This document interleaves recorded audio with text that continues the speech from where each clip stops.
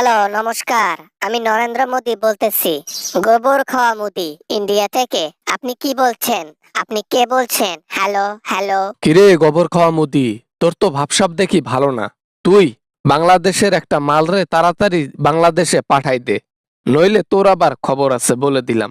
বাংলাদেশের মানুষ জাগ্রত হয়ে গেছে। বাংলাদেশের মানুষ আমার কাছে কিচ্ছু পায় না। আমি আবার বাংলাদেশের মধ্যে কি পাঠাবো? কোন মাল পাঠাবো? মাল পাঠানোর মতো কোনো ওয়ে নেই। সব বন্ধ হয়ে গেছে। আর আমি কোনো মাল পাঠাতে পারবো না দেশে। মাল মানে বুঝিস না? হাসিনা হাসিনা হাসিনারে দেশে পাঠাই দে জলদি জলদি। ও যে কুকর্ম কইরা গেছে, ওর শাস্তি জরুরি বেজে গেছে। বাংলাদেশের লোক চায় তুমি তাড়াতাড়ি বাংলাদেশে ওরে পাঠাই দাও। ওকে যদি আমি বাংলাদেশে এখনই পাঠাই দেই, তাহলে আমার বিছানা গরম করবে কে? আপাতত আমার কোনো বউ নেই।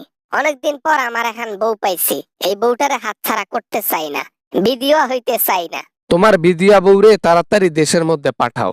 টাকা পয়সা সব চুরি কইরা দেশের মানুষকে ধোকা দিয়া পালাইয়া চইলা গেল। মনে করছে কি শাস্তি হবে না? তোমার যখন পদবি হারাবে অবশ্যই শাস্তি হবে। আমার পদবি কখনো হারাবে না। আমার যে পদবি, এটা মনে করে এমন ভাবে সিস্টেম করা আছে, মৃত্যু পর্যন্ত আমার পদবি কেউ ছিনিয়ে নিতে পারবে না। আমি নরেন্দ্র মোদী। আমার মাথার উপর কাটল ভেঙে খাওয়া এত সহজ? কিছুদিন আগেও তোমার যে বিছানা এখন গরম করতেছে, সেই মানুষটাও একই কথা বলতো যে তার পদবি কেউ নিতে পারবে না, তার বদলে কেউ সরকার হতে পারবে না। এখন সে ব্যক্তিটা পলাতক। বুঝছেন কি বলছি? না মানে আর কি, পদবি আমি সেইভাবে সিস্টেম করে রাখছি। হাসিনার মতো আমি বোকা নাকি যে আমার পদবি কেউ এসে আমাকে তাড়িয়ে দিয়ে বসবে?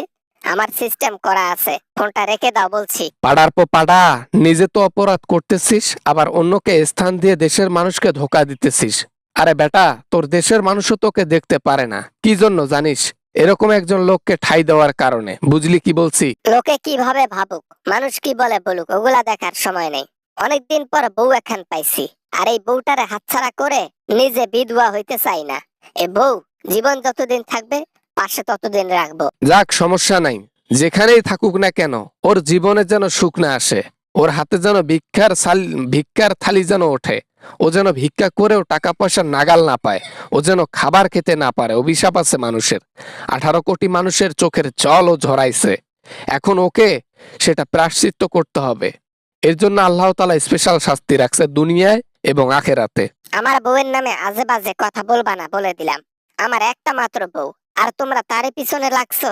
ও যা করছে করছে, ওকে মাফ করে দিয়ে সবাই ভুলে যাও যে হাসিনা নামের কোনো এক সরকার ছিল। ঠিক আছে? বাংলাদেশের মানুষ এবং ছেলেপেলে যারা আছে, তাদের নিজের বউকে ভুলে যাবে, তাদের নিজের গার্লফ্রেন্ডকে ভুলে যাবে, কিন্তু ওই মালটারে কোনোদিনও লোকেরা ভুলবে না। তাই একদিন না একদিন তাদের হাতে পড়তেই হবে তাকে। দূর, এত পেইন ভাল লাগে না। আমি ফোনটা রেখে দিলাম। আর ভাল লাগতেছে না। একই তো আমার উপর প্রেসার অনেক। পাকিস্তানের জব দে বাসি না, তার উপর আবার বাংলাদেশে এক পাবলিক আমাকে ফোন করিয়া ধলাই দিতেছে।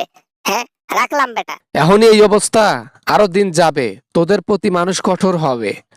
তোদের প্রতি মানুষ কঠোর হবে এবং প্রতিটা দেশ তোদেরকে ঘৃণা করবে। ধীরা তোদের পতন এবং কাম ডাউন শুরু হয়ে গেছে। Good bye. হ্যালো বন্ধুরা, আশা করি ভিডিওটা অনেক ভালো লেগেছে অ্যান্ড অনেক এনজয় করেছেন। যদি ভিডিওটা ভালো লাগে অবশ্যই একটা লাইক করবেন, আর চ্যানেলে নতুন হয়ে থাকলে চ্যানেলটি সাবস্ক্রাইব করবেন, পাশে থাকবেন, শেয়ার করতে ভুলবেন না। দেখা হবে এরকম হাসির ভিডিও নিয়ে আবারও আপনাদের সঙ্গে। সবাই ভালো থাকবেন, সবাই সুস্থ থাকবেন। খোদা হাফেজ।